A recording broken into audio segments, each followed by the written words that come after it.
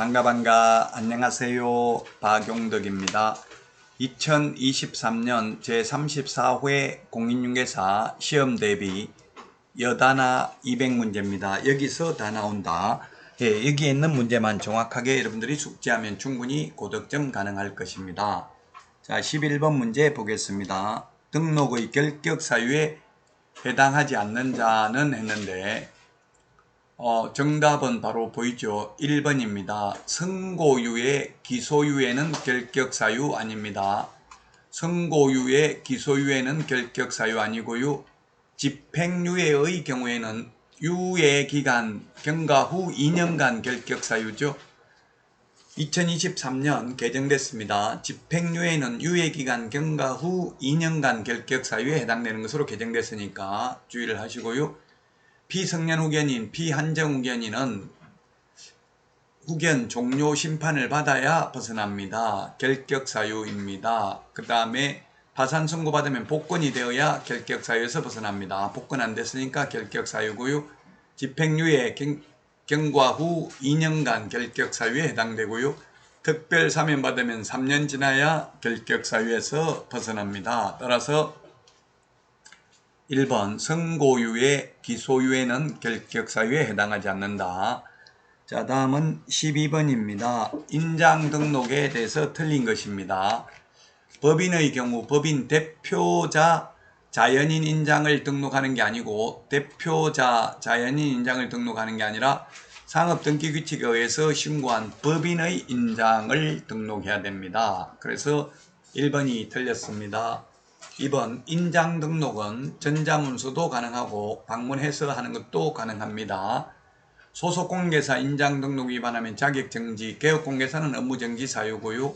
4번 인장 등록은 등록 신청하면서 해도 되고 소속공개사 고용신고하면서 해도 됩니다. 법인인 경우에는 법인 인감도장이어야 하니까 상업등기규칙에 의해서 신고한 법인 인감증명서 제출로서 인장 등록에 가름합니다. 자, 다음은 13번 문제입니다.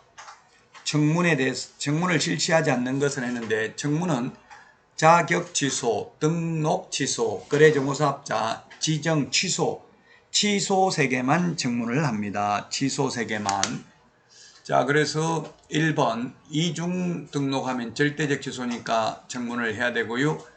그 다음에 2번 최근 1년 이내에 이 법에 의해서 2회 이상 업무정지 또는 과태료 처분을 받고 다시 과태료에 해당하는 행위를 한 경우 요건 업무정지 사유입니다. 업무정지 자격정지는 청문을 하지 않고 10일 이상 기간을 정하여 구술 또는 서면에 의한 의견 진술 기회를 행정절차법에 의해서 부여합니다. 그래서 2번이 정답입니다.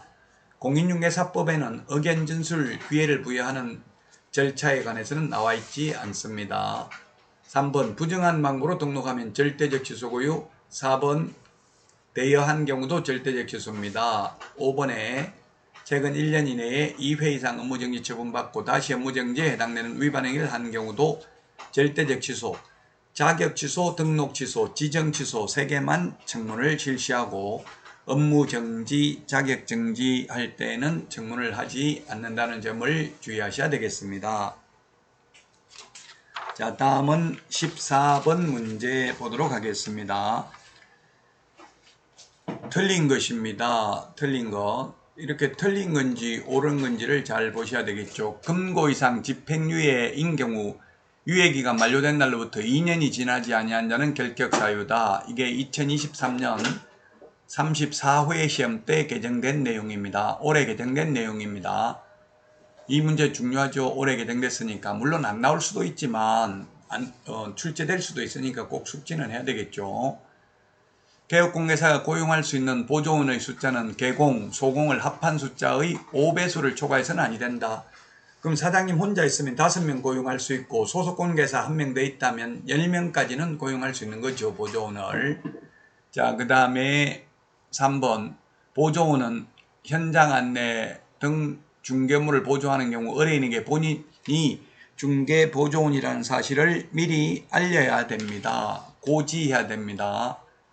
자, 중개 보조원 숫자 초과해서 고용한 경우 등록을 취소할 수 있는 게 아니라 반드시 취소해야 됩니다. 5배수를 초과하면 개공, 소공을 합한 수의 5배수를 초과하면 등록을 취소하여야 한다. 5번 개업공개사는 주택임대차 계약을 체결하려는 의뢰인에게 임대인이 납부하지 아니한 국세 및 지방세 열람 신청을 할 수 있다는 사실을 설명해야 됩니다. 주택임대차 계약입니다. 예, 이것도 2023년에 신설됐죠. 2023년에 개정된 내용이니까요. 특히 14번 문제 중요합니다. 자, 다음은 15번 문제입니다. 계약금 등의 반환 채무 이행 보장제도와 관련해서 틀린 것입니다. 개업공개사 명의로 예치를 했네요. 자, 특별한 약정이 없으면 누가 부담합니까? 이 계약금 등의 예치 권고제도와 관련되는 비용은 매수, 임차, 그 밖의 권리를 취득하고자 하는 의뢰인이 부담합니다. 왜냐하면 매수인이 계약금 등을 떼일까봐 불안해서 예치하는 거니까 매수인이 그 위험 보험료를 부담해야 된다고요. 자, 그 다음에 이번에 계약금 등에는 계약금뿐만 아니라 중도금, 잔금도 포함됩니다. 우리 암기 프린트 16번 맨 밑에 있고요. 암기 프린트는 네이버 카페 박용덕 박사의 부동산 여행에서 다운로드 받을 수 있습니다. 자, 개업공개사는 3번 예치된 계약금에 해당하는 금액을 보장하는 보증보험 또는 공제가입하거나 공탁해야 됩니다. 개업공개사 명의로 예치하는 경우만 해당됩니다. 개업공개사가 찾아가지고 도망가 버릴 수도 있기 때문에 기분 나쁘죠. 개업공개사 못 믿겠다는 이야기죠. 4번 개업공개사는 예치된 계약금이 자기 소유의 예치금과 분리하여 관리될 수 있도록 해야 된다. 분리하여 관리할 수 있다 하면 X입니다. 해야 됩니다. 자, 거래 당사자 동의 없이 임의로 인출하면 안 됩니다.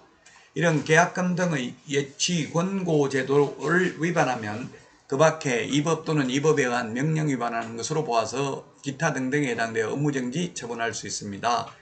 이 계약금 등의 예치 권고 제도는 강행 규정이 아니고 임의 규정입니다. 개업공개사가 거래 당사자에게 이행이 완료될 때까지 예치하도록 권고할 수 있습니다. 계약 성립할 때까지가 아니고요. 예치기관, 예치명의자, 반환보증서 발행기관 암기해야 되겠죠. 예, 예치명의자는 제가 개공은 신체보전 이렇게 암기를 했죠. 개공은 신체보전, 개업공개사, 공제사업을 행하는 자, 은행, 신탁업자, 최신관서, 보험업법에 의한 보험회사, 계약이행관리 전문회사, 그 다음에 예치기관은 금융기관, 공제사업을 행하는 자, 신탁업자고요. 반환보증서 발행기관은 금융기관, 보증보험회사가 되겠습니다. 강행규정이 아니고 임의규정이고 에스크로우 제도와 유사한 제도입니다. 자, 이번 시간 여기까지 하고요. 다음 시간에 만나요. 안녕.